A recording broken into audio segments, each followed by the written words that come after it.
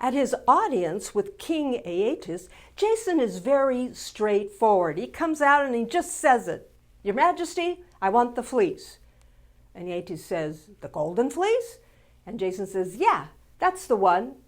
Now Aeetes, he kind of smiles because, well, who does this kid think he is? So he says, all right, kid, here's the deal. You have to capture the bulls who breathe fire, then you have to harness them to plows, and then you get to plow that field. And when you're done plowing that field, now Aeetes picks up a pouch and he throws it at Jason. You're going to sow those seeds into the ground. You do all of that, and I give you the golden fleece.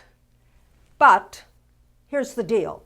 No help from anyone.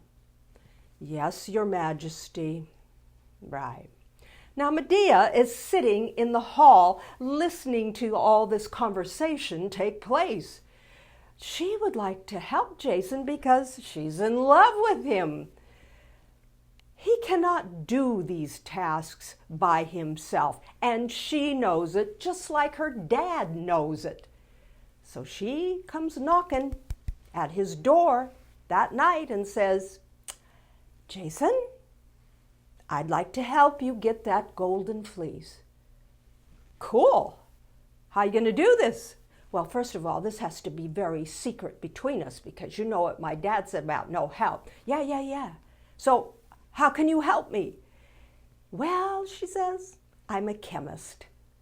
Whoa, yeah. All those thousands of years ago, someone's a chemist? Yes. Now here's some history thrown into this mix of a story. You see, women thousands of years ago knew how to use nature to their advantage. Usually it was to heal or help someone get over an illness, right? But sometimes they could kill you too, right? But shh, don't tell that. See, men don't want to know this, that women held this knowledge for thousands of years. Medea has it.